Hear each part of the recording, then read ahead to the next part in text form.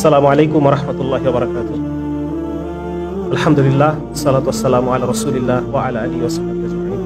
আসলে আমি বয়সে খুবই ছোট, আসলে এত বড় একটা ষড়যন্ত্র এবং এই ষড়যন্ত্রের জন্য যে সুবিশাল কর্মযজ্ঞ প্রয়োজন, এটার দিক নির্দেশনা বা এটার করণীয় কি, এটা বলার মতো যথেষ্ট বয়স এবং ম্যাচুরিটি আমার হয় নাই বলে আমি মনে করি।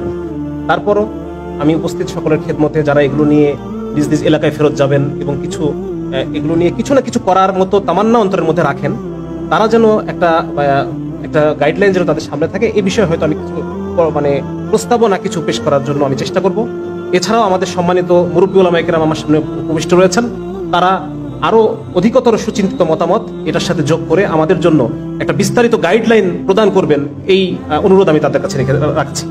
এখানে মূলত আমি একজন বাবা হিসেবে এবং আমার পেশাগত কারণে আমি একজন ডাক্তার হিসেবে এখানে এসেছি কিছু কথা উপস্থিত সকলের সামনে, এবং আমাদের এই কথা ইন্টারনেটের মাধ্যমে বাংলাদেশের কোনায় কোনায় পৌঁছে যাবে ইনশাআল্লাহ। এই সবার উদ্দেশ্যে আমি একজন বাবা এবং একজন চিকিৎসক হিসেবে আমি কিছু কথা বলে যেতে চাই।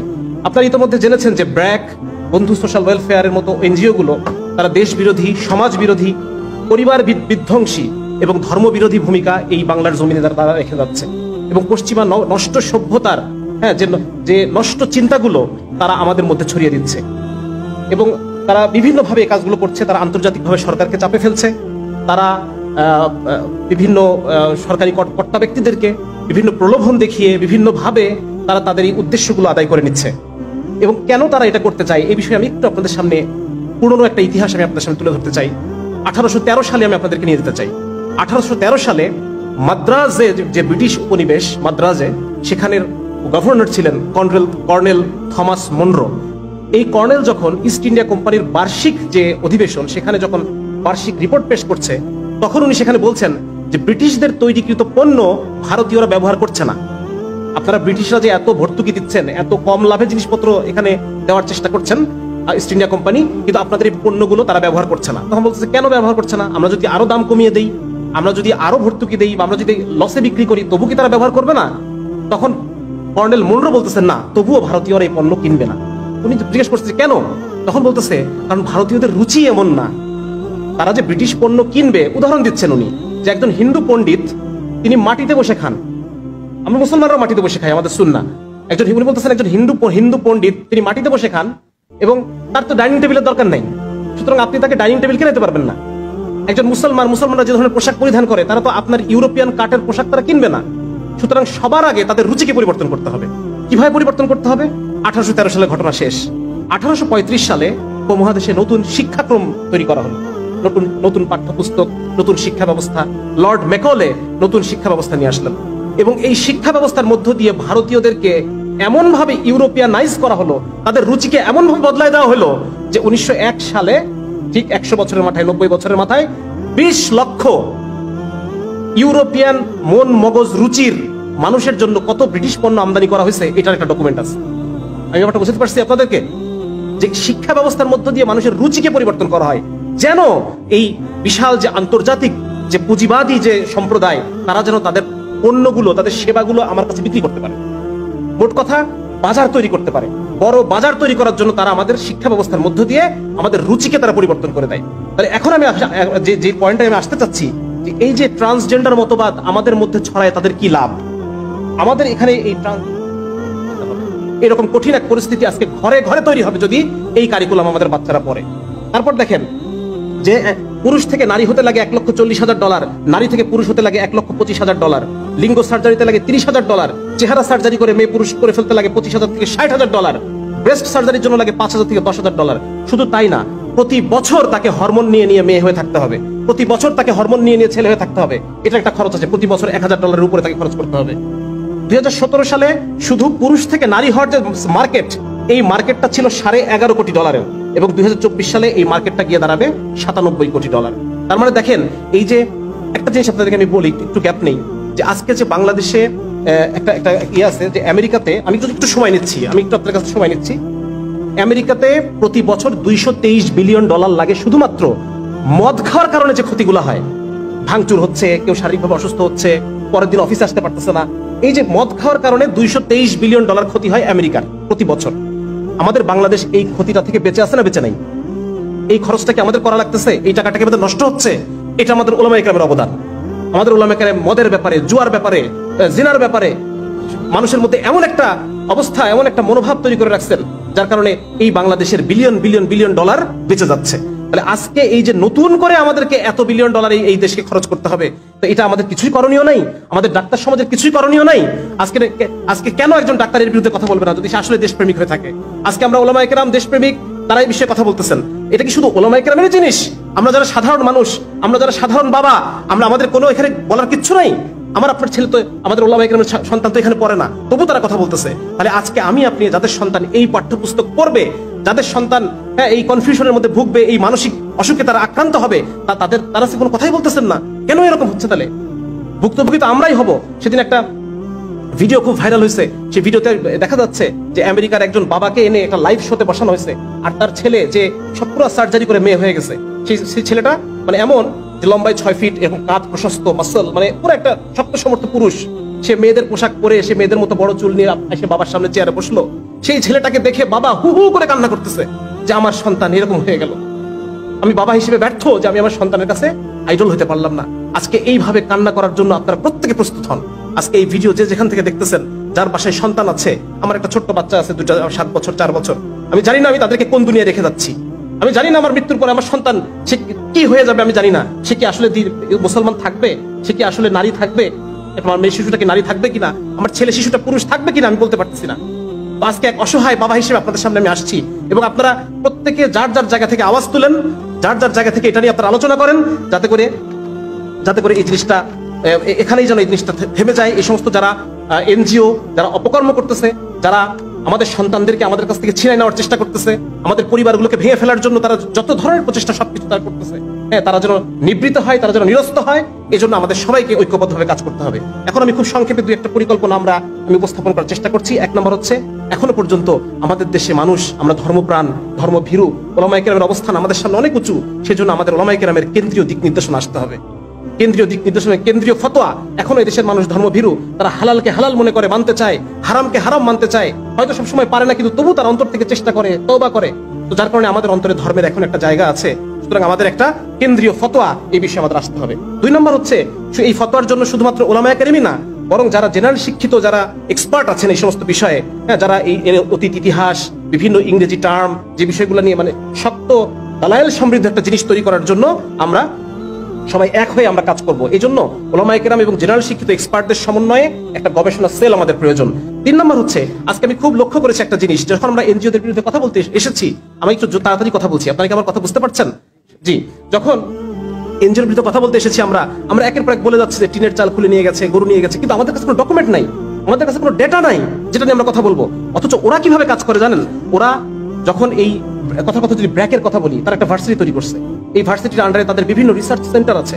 একটা সেন্টার শুধু এই জন্য ডেডিকেটেড সেন্টার, একটা ডেডিকেটেড সেন্টার শুধুমাত্র এই জন্যই যেটা ট্রান্সজেন্ডার এবং সমকামিতা নিয়ে রিসার্চ করবে। এবং এই রিসার্চের যে ফলগুলা, এগুলো তারা নিয়ে এসে দেখায় যে এই দেশের ট্রান্সজেন্ডার অনেক কষ্টে আছে। এই রিসার্চটা তারা বিদেশে পাঠায়। বিদেশে পাঠালে বিদেশিরা কি দেবে? এই রিসার্চটা দেখে তারা টাকা দেয়। এই রিসার্চটা তারা সরকারের বিভিন্ন যখন মিটিং হয় সেখানে তারা ঢোকে, এই রিসার্চগুলো তারা দেখায় এবং সরকারি পলিসিকে নিজের পক্ষে আনার চেষ্টা করে। আজকে যে আমরা গভর্নমেন্টের সামনে কিছু একটা উপস্থাপন করব, কোনো একটা পলিসিকে আমরা আমাদের পক্ষে, ইসলামের পক্ষে আনার জন্য চেষ্টা করব, আমাদের হাতে ডেটা কোথায়, আমাদের রিসার্চ কোথায়, আমাদের ডকুমেন্টেশন কোথায়? এই জন্য খুব জরুরি হচ্ছে যে আমরা উলামায়ে কেরাম এবং জেনারেল শিক্ষিত দায়ীদের সমন্বয়ে আমাদের একটা রিসার্চ উইং আমাদের হতে হবে। এরপর আরেকটা এটা যে ইসলামের উপর যে কোনো সামগ্রিক যে হামলাগুলো হচ্ছে, আজকের মতো আমরা সবাই মিলে একসাথে কাজ করব। বিভিন্ন ঘরানার উলামায়ে কেরাম, বিভিন্ন চিন্তার যারা জেনারেল শিক্ষিত, আমরা দাওয়াতের কাজ করছি, আমরা সবাই একসাথে কাজ করবো ইনশাআল্লাহ। এখনো আরেকটা জিনিস হচ্ছে, আমাদের মিডিয়া এগুলোকে আমাদের পক্ষে না। আমি লাস্টে আরেকটা কথা বলবো হয়তো মিডিয়ার উদ্দেশ্যে। মিডিয়া এগুলো কেউ আমাদের পক্ষে নেই, সবাই তাদের পক্ষে, কারণ এদের উপর আছে প্রচুর টাকা। যার কারণে আমাদের যে কাজটা করতে হবে, এখন একটা জিনিস আমাদের হাতে আছে, সেটা হচ্ছে মসজিদের মেম্বারগুলো আমাদের মিডিয়া। একটা কেন্দ্রীয় নির্দেশনা যদি আসে, এটা বাংলাদেশের লক্ষ লক্ষ মসজিদে এক শুক্রবারে পৌঁছে দেওয়া সম্ভব কিনা বলেন? সুতরাং এই জায়গায় আমরা দায়িত্বশীলতার সাথে এই জায়গাগুলো আমরা কাজ করবো ইনশাল্লাহ। এরপর যে কাজটা একটা জরুরি কাজ, সেটা হচ্ছে আমাদের মনে, জনগণের মনে সরকারি পাঠ্যপুস্তক যে একটা নির্ভুল জিনিস, সরকারি পাঠ্যপুস্তক যে একটা নির্ভরযোগ্য জিনিস, এই ধারণাটাকে চ্যালেঞ্জ করার মতো মানসিকতা জনগণের মধ্যে দিয়ে দিতে হবে। কারণ সরকারি পাঠ্যপুস্তকের মধ্যে এই এনজিওগুলোর হস্তক্ষেপের কারণে বিভিন্ন সরকারি কর্তা ব্যক্তিদেরকে ঘুষ, উৎকোচ এগুলো প্রদানের মাধ্যমে তারা সরকারি পাঠ্যপুস্তকে তারা নষ্ট করে ফেলছে। সুতরাং জনগণের মধ্যে এটার ব্যাপারে আস্থাহীনতা তৈরি করতে হবে, এর মধ্যে বিষ আছে, এই জিনিসটা মানুষকে বোঝাতে হবে। আর হচ্ছে এনজিওদের প্রভাব কমানোর জন্য শুধুমাত্র মুখে আলাপ করলেই হবে না, বরং আমাদেরকে গ্রাম ভিত্তিক এনজিও, অনেক ভাই বলেছেন যে মসজিদ ভিত্তিক এনজিও, মারুফ ভাই বলে গেছেন, ওলামায়ে কেরাম বলছেন যে মাদ্রাসা ভিত্তিক এনজিও। মানুষের তো চাহিদা আছে, ওই চাহিদাটা পূরণের জন্য আমাদের একটা বিকল্প ব্যবস্থা তৈরি করতে হবে। সেটা কর্জে হাসানের মাধ্যমে হতে পারে, সেটা স্থানীয়ভাবে সাদাকা কালেকশনের মাধ্যমে অসহায় লোকদের ঘরগুলো উঠাই দেওয়া যেতে পারে, তাদেরকে ভরণ পোষণের জন্য, তাদের জীবিকার জন্য সেলাই মেশিন, গরু, যে ব্যবস্থাগুলো আছে, হ্যাঁ, মানে ওরা যে কাজগুলো করে যাচ্ছে আমরা হয়তো পুরোটা নাও পারতে পারি, কিন্তু কিছু সংখ্যক মানুষকে তো আমরা ইমান আমল বাঁচাতে পারবো, ঠিক না? সুতরাং আমাদের একটা অল্টারনেটিভ একটা এনজিও, সেটা সেন্ট্রাল হোক, সেন্ট্রাল হলে ভালো, না হলে পর বিচ্ছিন্ন বিচ্ছিন্ন গ্রাম ভিত্তিক, মহল্লা ভিত্তিক, মসজিদ ভিত্তিক এনজিও আমাদের তৈরি করতে হবে।